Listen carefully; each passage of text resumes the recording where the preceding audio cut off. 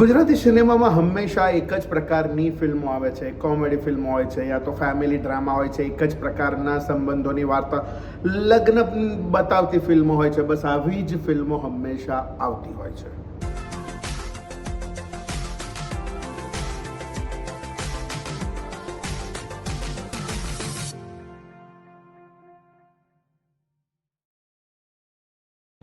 નમસ્કાર દોસ્તો, હું છું ગર્વથી ગુજરાતી વિપુલ અને તમે પણ ગર્વથી કહો હું ગુજરાતી.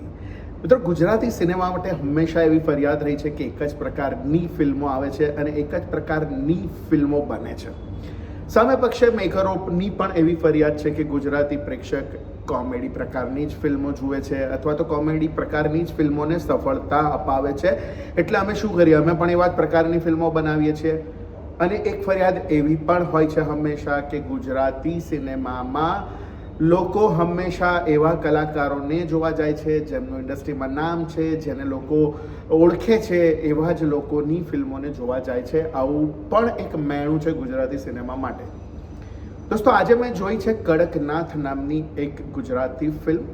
એનું સેટઅપ છે આદિવાસી ગામ અને આદિવાસી ગામમાં થતી ઘટનાઓ, કેટલીક લોકવાયકાઓ, કેટલીક તકલીફો, કેટલીક મુશ્કેલીઓ અને એના નિવારણની આ વાત કહેતી ફિલ્મ છે કડકનાથ. કડકનાથ ફિલ્મની સ્ટોરી અને સ્ક્રીન પ્લે ડાયલોગની વાત કરીએ તો બહુ જ સરસ રીતે ફિલ્મ લખાયેલી છે અને બહુ જ સરસ રીતે પ્રેઝન્ટ થયેલી છે. બહુ જ સુંદર મજાનું એડિટિંગ છે, લોકગીતો છે, આદિવાસી સમાજને રિપ્રેઝન્ટ કરતા લોકગીતો છે અને એવા જ પ્રકારના સેટઅપવાળી આ વાર્તા છે. અને બહુ જ સરસ રીતે ફિલ્મને પડદા ઉપર લાવવામાં આવી છે. સુપર એડિટિંગ છે ને સુપર ડિરેક્શન છે. હવે વાત જ્યારે આવે છે, આપણે હંમેશા એવું કહેતા હોઈએ છીએ કે એક અલગ પ્રકારની ફિલ્મ જોવી જોઈએ. તો આજે મેં જોઈ એક અલગ જ પ્રકારની ફિલ્મ, એક અદ્ભુત પ્રકારની ફિલ્મ કે જે હંમેશા આપણને મલયાલમ સિનેમામાં જોવા મળતી હોય છે અથવા તો થોડી અલગ રીતે મરાઠી સિનેમામાં જોવા મળતી હોય છે. જે જળ મૂળમાંથી આવતી વાર્તાઓ છે, એકદમ રૂરલમાંથી આવતી વાર્તાઓ છે, એવા પ્રકારની આ ફિલ્મ છે. ફિલ્મની ગતિ થોડી સ્લો છે, પેસ એની ધીમી છે, પણ ફિલ્મ જકડી રાખે છે તમને, એકદમ જ જકડી રાખે છે કે હવે પછી શું થશે. ફિલ્મમાં એ થ્રિલ હંમેશા કાયમ રહે છે. એક સરસ મજાની ઘટનાવાળી આ ફિલ્મ છે. હું વાર્તા રિવીલ નથી કરતો, પણ સરસ મજાની ઘટનાવાળી આ ફિલ્મ છે અને જોવામાં તમને બહુ જ મજા આવે છે. બેકગ્રાઉન્ડ મ્યુઝિક બહુ જ પરફેક્ટ છે. બહુ જ સરસ રીતે ફિલ્મને સપોર્ટ કરે એવા પ્રકારનું આ બેકગ્રાઉન્ડ મ્યુઝિક છે. અભિનયની વાત કરીએ તો અભિનય બેંકર આ ફિલ્મમાં મેદાન મારી જાય છે. એટલો અદ્ભુત એણે અભિનય કર્યો છે અભિનય બેંકરે કે તમને એમ થાય કે વાહ, ક્યા બાત હૈ.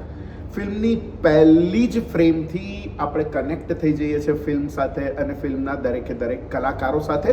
સો મેં કહ્યું એમ અભિનય બેંકરે આ ફિલ્મમાં બાજી મારી છે. બહુ જ અદ્ભુત અભિનય કર્યો છે. સાથે નિસર્ગ ત્રિવેદી, ડેનિસા ઘુમરા, ચેતન દૈયા, પરમેશ્વર સિસિરકર, બીજા પણ ઘણા બધા એક બે એક્ટર તો નવા છે જેમણે ડેબ્યુ કર્યું છે આ ફિલ્મમાં, પણ એ લોકોનો પણ અભિનય આલા ગ્રાન્ડ છે, આલા દરજ્જાનો છે. સુપર અભિનય છે આ બધાનો.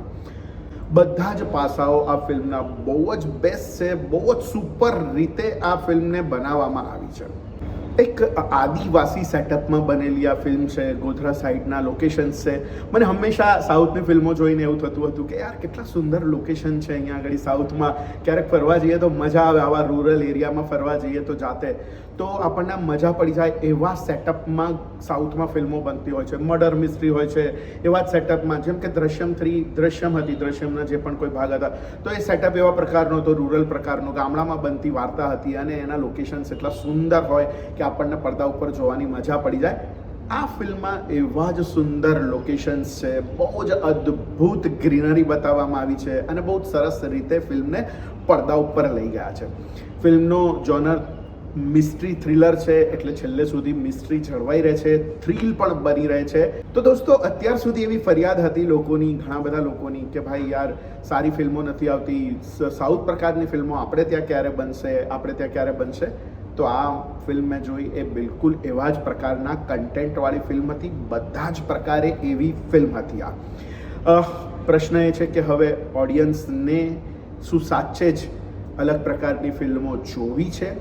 ઓડિયન્સને સાચે જ આ લગ્નના સેટઅપવાળી અથવા તો કોમેડી પ્રકારના સેટઅપવાળી ફિલ્મોમાંથી બહાર નીકળી અને કંઈક અલગ પ્રકારનું મનોરંજન જોઈએ છે કે નહીં, એ તો હવે સમય જ કહેશે કે ઓડિયન્સને કેવા પ્રકારની ફિલ્મો જોઈએ છે. અગર મારી વાત કરું તો મને બહુ જ મજા આવી આ ફિલ્મ જોવાની. બધા જ કલાકારોનો અભિનય સરસ હતો, વાર્તા પણ સરસ હતી. મને બહુ જ મજા પડી ગઈ આ ફિલ્મ જોવાની.